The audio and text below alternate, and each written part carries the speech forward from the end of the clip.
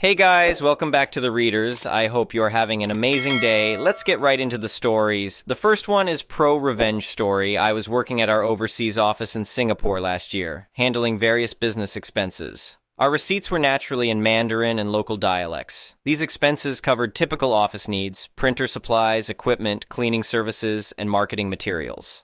In March 2024, we got a new regional VP, Kayla Chen, who operated from our headquarters in Los Angeles. She implemented this innovative idea to hire a translator to verify all our receipts, supposedly to prevent any fraudulent claims. The concept seemed reasonable, but the translator they hired, Miss Lin, turned out to be incredibly difficult to work with. We had to send all our expenses to her first, and she would translate them before submitting for reimbursement. This scan quality is unacceptable, she'd email me repeatedly, usually after I'd already discarded the original receipt. Send me a clearer image. One day, regarding a $250 purchase of printer cartridges, she messaged me, "Why didn't you order from printersplus.com?" "They were out of stock," I replied. "We needed the supplies immediately." "You're being wasteful with company resources," she shot back. "Your job is to translate the receipt, not critique our purchasing decisions," I responded firmly. "If you want your expenses processed, you need to show more respect," she threatened. "You're overstepping. You're a translator, not an executive making procurement decisions," I told her. After this exchange, she became extremely pedantic about my expense reports. One morning in May, I called her early to attempt reconciliation. "You made a mistake by antagonizing me," she said smugly. "Either your reports are flawless or they won't be processed. Keep this up, and you might find yourself looking for new employment," I warned. "Good luck with that," she laughed before hanging up. During our July corporate meeting in LA, I found myself at a bar with Kayla, our VP. After some small talk, I steered the conversation toward expenses. "What's our typical monthly reimbursement for the Singapore office?" I asked casually. "Usually between $3,000 to $4,000, Kayla replied. "That's all?" I feigned surprise. "Yes, it rarely exceeds that amount." "How's Miss Lin performing?" I inquired. "She's doing fine," Kayla nodded. "How many fraudulent claims has she uncovered?" For context, our team members were well-compensated professionals. Expense fraud would have been remarkably foolish. "What do you mean?" Kayla asked. "Well, she was hired to verify expense legitimacy, right?" I continued. "Has she caught any suspicious claims?" Kayla thought briefly. "Actually, none that I can recall." "What's her monthly compensation?" I pressed. "Around $2,800 depending on workload." "Does it make financial sense to pay someone $2,800 to verify $3,000 in receipts?" "She prevents fraud," Kayla defended. "But she hasn't found any in 9 months," I countered. "If monthly expenses consistently stay between $3,000 and $4,000, isn't that already a good indicator? Couldn't we just hire a translator as needed if something looks unusual?" I could see Kayla processing this. "Think about it. We could save nearly $45,000 annually. That would look impressive on your cost reduction initiatives," I suggested, knowing that VP bonuses were heavily tied to profit margins. Kayla's expression changed noticeably. 2 weeks later, we received an email announcing that all expenses should be submitted directly to administration and Miss Lin's services were no longer required. The next one is an entitled people story. I've lived in my house for almost 15 years now. It's a nice place in a quiet neighborhood. Not too fancy, but comfortable with a long driveway that can fit about 4 cars end to end. For most of those years, things were peaceful. I kept to myself. Neighbors kept to themselves. That all changed when the house next door sold about 2 years ago. The new neighbors seemed nice enough at first, a couple in their 40s with 2 teenage kids. We exchanged pleasantries. I brought over some cookies as a welcome gift, and they invited me to their housewarming party. I couldn't make it because of work, but I thought it was a nice gesture, if only I had known what was coming.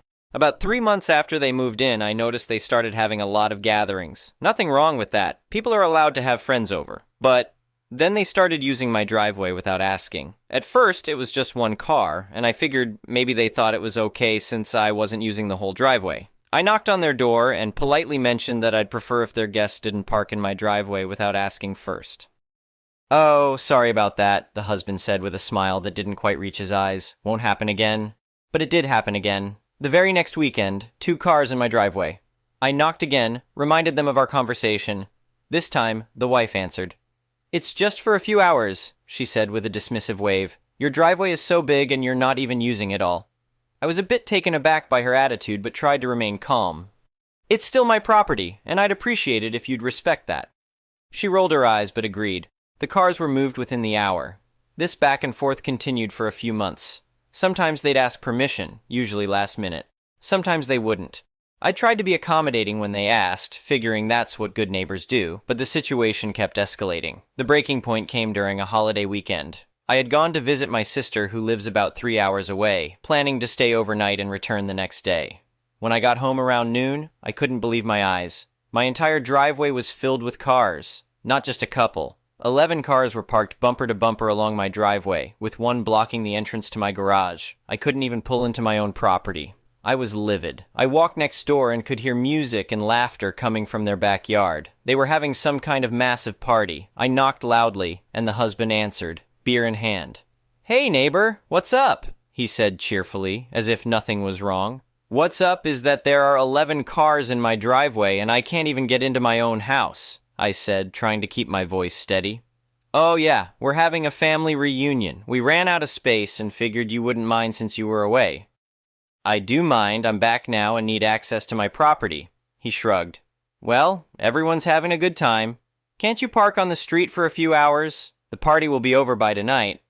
I couldn't believe what I was hearing. "No, I can't park on the street. It's my driveway, and I want all those cars off my property within the next 30 minutes. "Don't be so uptight," he said with a laugh. "It's just a driveway." That was it. I'd had enough of being nice. 30 minutes or I'm calling to have them towed, he scoffed. "You wouldn't do that." I walked away without another word, went back to my car, and called the towing company I had looked up after one of our earlier incidents. I figured this day might come eventually. I explained the situation, confirmed with them that I had the legal right to have unauthorized vehicles removed from my property, and they said they'd send someone right away. 20 minutes later, a tow truck arrived. By this point, the husband had clearly realized I was serious because he came rushing over, red-faced and angry. "You can't do this," he shouted. "Actually, I can. It's my property, and these vehicles are trespassing. I gave you a chance to move them." The tow truck driver asked me to sign some papers, and they started hooking up the first car. The husband ran back to his house, and within minutes, people were streaming out of their backyard, frantically trying to move their cars. It was chaos. Some cars got moved, but the towing company still ended up taking 4 vehicles before the rest were cleared. The aftermath was ugly. The neighbors were furious. They had to pay to get their cars back from the impound lot, which I heard cost them a pretty penny. They started a campaign against me in the neighborhood, telling everyone I was unreasonable and mean-spirited. A few neighbors who had attended their party gave me the cold shoulder for weeks, but I wasn't done. I decided to take it a step further. I called a local surveyor to come out and officially mark the boundaries of my property. Turns out the neighbors had been letting their kids use about 3 feet of my side yard as part of their play area. Once I had the official survey, I installed a fence right on the property line, reclaiming every inch of my land. The best part? I discovered that their fancy new shed was actually about 8 inches over the property line. I could have made them move it, but instead I filed the information away for future leverage. For the next few months, they gave me nasty looks, but otherwise kept their distance. Then one day, the husband knocked on my door. He seemed humbled. "Look, we got off on the wrong foot," he said. "The shed is over the line, and I know you know that. What will it take to make things right?" I thought about it for a moment. "A written agreement about parking, for starters, and you need to move the shed or pay me rent for the land it's on." He didn't like it, but he agreed. We drafted a simple document stating they would never use my driveway without explicit written permission at least 24 hours in advance. For the shed, they decided to pay me a small annual fee rather than move it. Things have been relatively peaceful since then. They still have parties, but their guests park on the street or in their own driveway. The fence stands as a physical reminder of boundaries, and the agreement sits in my filing cabinet as a legal one. Looking back, I wish I hadn't let things escalate so far before taking action. I should have been firmer from the beginning, but some people only understand consequences, and sometimes you have to be the one to deliver them. Oh, and that annual shed fee? I donate it to the local animal shelter. At least something good came out of this whole ordeal. The next one is a malicious compliance story. So I am telling this story because the friend involved recently died from a short but valiant battle with cancer. She went from the doctor saying, "Well, we need to do a biopsy, it's probably nothing," to a call from her 5 weeks later saying she was going into hospice care with just a few days to live. But saying goodbye brought up some tough memories, and a funny one. I decided to go to a meetup a different friend from work suggested I might enjoy. A tiki club that met weekly, but not only at tiki bars. 50s style diners were also part of the club. It was at a local dessert place with a 50s diner flair that also served some good coffee. I think this is my second or third meetup with them, and it is a good group. Several of them rode motorcycles or even Vespa scooters as I did, an old 70s Honda CB 554-4. I sit down with my coffee and am talking with one of the guys who just bought a new Triumph Bonneville when someone comes up to the table, sits down and takes a drink of my coffee. What the actual duck? I look over and it was, to my utter astonishment, Wayward. Wayward, which was her nickname, was an old girlfriend. We had a short but enjoyable summer together after I graduated from HS and she was working before going off to college. She went off to college, me to the Navy, and we lost track of each other, this being the days before the internet. I had been married for 15 years at this point and had a child. While she was single, it was a strange but platonic friendship that revolved around the meetup club. The dessert diner was a favorite, and every time I would get a coffee, she would steal it and drink from the other side. It was a thing we had. It was a good way to get out of the house as I worked from home, and that could be isolating, but it was not without its problems. One of the older women in the club was a real attention whore and instigator. She really did not like Wayward, who wasn't out there causing her problems, but Wayward did a lot for the club, and it showed up Miss Attention Slut. My wife, well, she had no interest in the club, and she saw it as a chance for her to hang out with her friends down the street or have them over. She thought the thing with Wayward was cute and charming. My wife has 0 jealous bones in her body and cannot stand attention whores. She laughed when I told her the latest Miss Attention Slut's antics. Oh, and a true redhead's temper.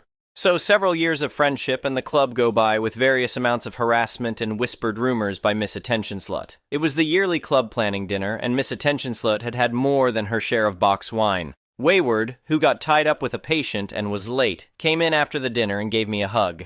Miss Attention Slut said in a loud stage whisper to everyone, "Gee, I wonder what Miss Raccoon would think of that. Maybe someone should tell her."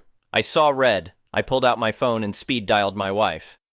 "Oh, you have something to say to my wife, do you, Miss Attention Slut? Let me help you out here." I put it on speakerphone. "Hey, honey, someone here has something to say to you about me and Wayward."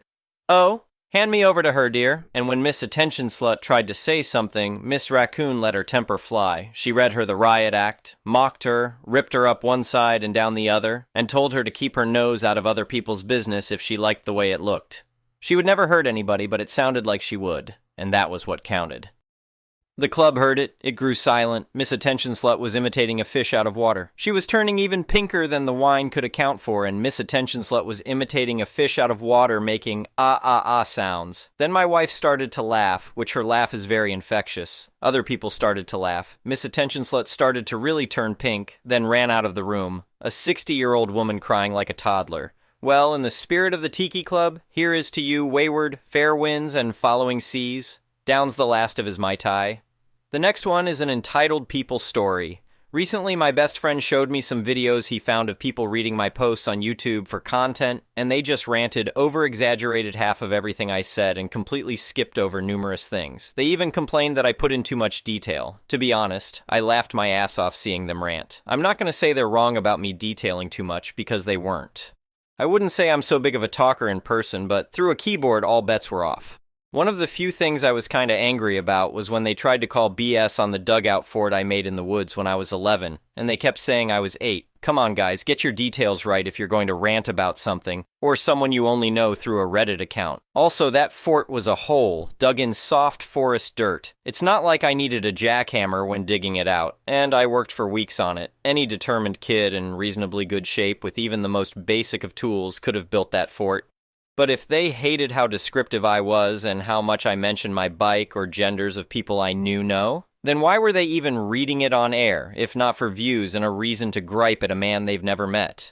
Also, they uploaded another video about my post about my old college roommates. They kinda acted like I was being a jerk over the spaghetti dinner I made for my roommates when we made a deal that they'd each kick in $5 and they reneged on paying me. I was piss poor at the time, guys. After bills and food costs, I was very lucky if I had even $50 to my name at the end of each month. I had to take odd jobs to get extra cash when I needed it. Do any of them know those kinds of financial struggles? Something tells me no. So I'd say it was more than fair that I not only griped about $15, but also blackmailed them into paying me $60 each when they threw out all my food and stole my game systems.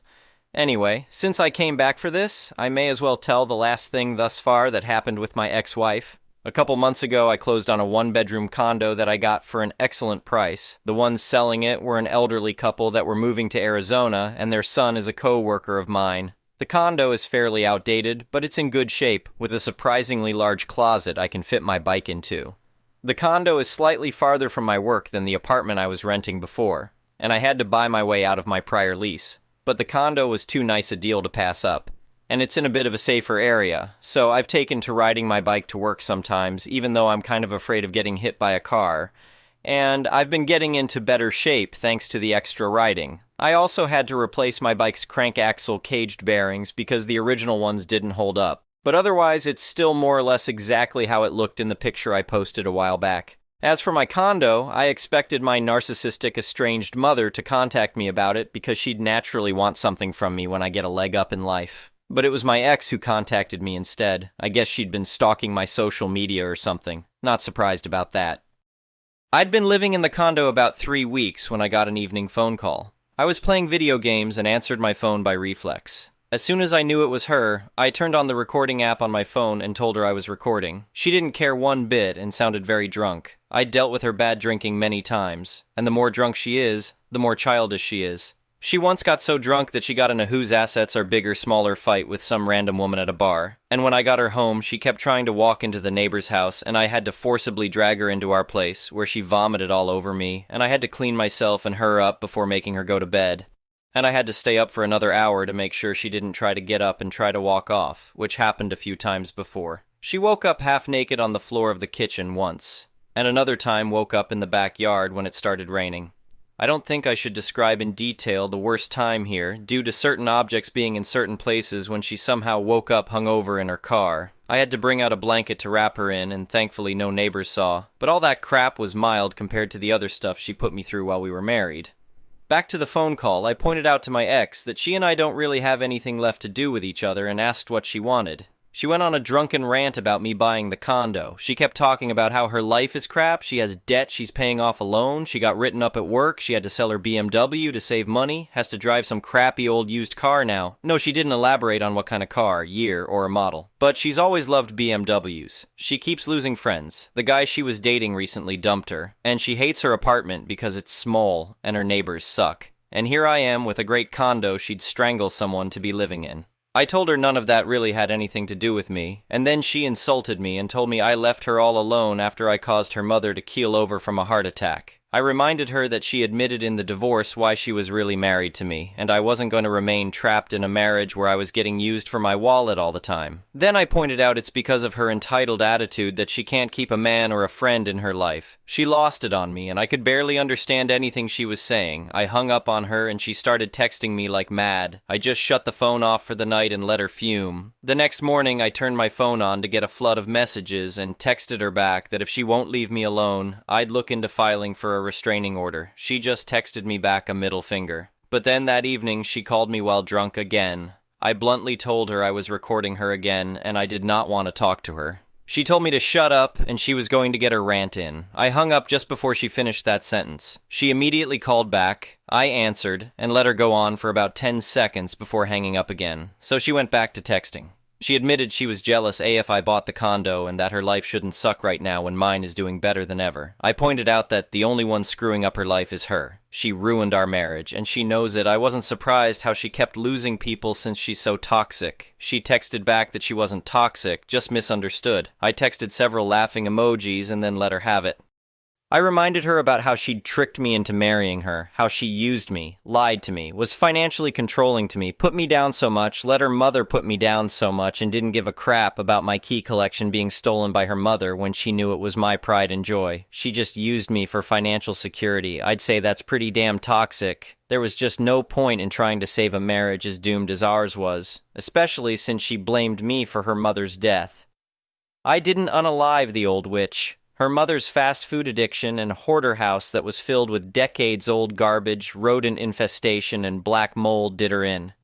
The only thing I was to blame for was reporting the house, which was a danger to her and everyone around her.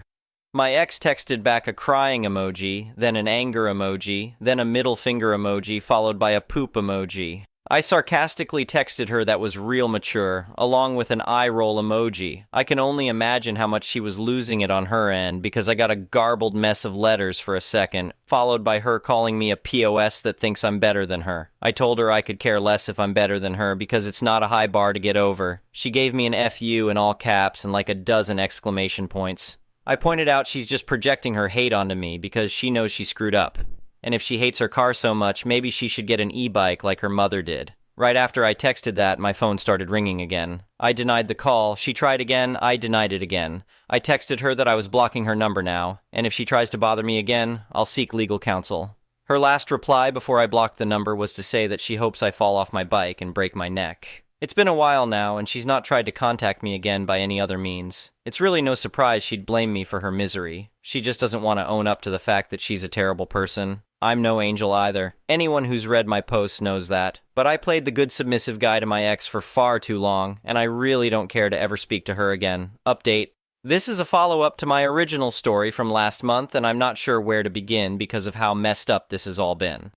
I should probably rewind and explain how things got to this point. So, after Marlon's ex Paige, 29F, broke up with him back in October last year, Paige and I have actually started talking. We have become friends and have started going to the gym together. Paige has also recently started dating a guy from our gym who I'll call Virgil, 33M. Turns out Paige and Virgil happen to have gone to the same high school, although a few years apart. In the 7 months since Paige broke up with Marlon, 31M, he's been slaving away trying to support his freeloading family. He's basically been a wreck without Paige, coupled with the constant belittling he gets from his family, specifically about him not earning enough. He also went on to say that he missed Paige supporting and comforting him, which she'd usually do every time he had a negative interaction with his family. Despite me and our friend group trying to encourage Marlon to just move on from her, Marlon has kept wanting to talk to Paige to try and get her to come back to him. Throughout the 7 months they've been separated, Marlon has tried coming over to Paige's home and parlor to try and talk to her, but she kept shutting him down, and Marlon stopped doing that, at least up until recently, after Paige threatened to call the police and get a restraining order against him if he showed up to her place one more time, unsolicited. Marlon has also complained about not being able to support his family's increasing financial demands, debts, medical bills, and shopping habits. Additionally, Marlon's mom has been badgering him and his brother about her wanting to have grandkids. That said, as some of you have commented in my previous post, yeah, I'm pretty convinced that one reason Marlon wants Paige back, or to a lesser extent be with me, is because he needs someone to help him support his family as well as to serve a buffer between him and them, as well as being like an emotional support person for Marlon himself. In late March, Marlon found out that Paige had a new boyfriend as she's dating Virgil, causing Marlon to panic. He went on a rant saying that he doesn't want to lose Paige, and I reminded him that she already broke up with him, so he and her are done now. Despite this, Marlon did try texting, calling, and messaging Paige repeatedly, even creating new accounts to do so, as he just wants to talk to her and that he believes they can still talk things out, but I told him to stop trying to contact her. I even showed him a video message Paige sent me to show to him in which she explicitly told him to stop contacting her. Fast forward to Saturday, May 17th, I took time off work and was away from home as I went on a date with this guy I met online who I'll call Jack, 55M, as he took me to his cabin up in the mountains for a week. While there, I received a notification that someone was at the door. It was Marlon's parents demanding to speak to Marlon. I'm guessing Marlon was away from home at the time because he clearly didn't answer. So I told them through the doorbell camera that Marlon was probably at work or something and asked what they wanted. Marlon's parents basically went on this rant about how disappointed they are in their son for not earning enough to provide for them, as well as them needing more money to pay for Marlon's mom's legal bills, gambling addiction, and medical bills. Marlon's dad also mentioned that he needs Marlon to sign on to and pay for a Denali pickup truck he wants to buy, as the truck Marlon's dad bought himself just got repoed. Marlon's mom then asked if I was dating or sleeping with Marlon. I told her no, that there is nothing is happening between me and him. Plus I also mentioned to her that Marlon told me that she didn't want me dating her son because I am too brown for her liking, so that shouldn't be a problem anyway. Marlon's mom then responded saying that at this point, due to her age and ailing health, she just wants to have grandkids even if they are mixed race. I caught my breath and just reminded her that I'm just Marlon's friend and legally speaking I am his landlord, so that's it. She then said that if Marlon and I do have SX and if I got pregnant she wants to name our baby, then they left. I was speechless, but also felt weirdly sick from that. On Friday afternoon, as Jack and I were leaving and I turned it back on, had to conserve battery as I didn't bring a charger and wanted to avoid distractions, to find multiple missed calls and messages from Marlon and Tiffany, 30F. Jack dropped me off home, and as I got inside my house, I found Marlon's room completely thrashed, as well as the living room to a lesser extent, and him just sitting there on the couch, looking more miserable than before. I asked what happened, and basically his parents came back over to my place. Marlon opened the door for them, and they basically berated him again for not earning enough money to pay for their medical bills, debts, etc. This basically ended in Marlon agreeing to take out a loan to help finance his family, as well as Marlon and his dad going to a dealership for him to sign on to a truck Marlon's dad wanted. When Marlon got home, got so frustrated that he started smashing up the rooms. I then called back Tiffany, who's a close friend of me, Paige, and Marlon, and asked her to come over. Tiffany and I then talked to Marlon, comforting him but also urging him again to cut off his parents. Tiffany pointed out that before Marlon's parents came here, Marlon was happy, confident, had a happy and stable relationship with Paige, was doing well at his job, but now he's just a mess. I then also told Marlon about the doorbell conversation I had with his mom, and how his parents are now indirectly starting to affect me as well. Marlon apologized and said he'll try to take care of it. Tiffany, who does come from a wealthy family, did offer to pay for Marlon to go to therapy, but Marlon refused, with him saying that he probably just needs to try something else to win over his parents, with Marlon still justifying their action by saying they're misunderstood. I was going to point out that his family seems to have no sense of boundaries, lack basic human decency, and have no self-control, but at this point trying to tell him this right now seemed pointless. Tiffany and I then cleaned up the mess in the living room, while Marlon cleaned up his room.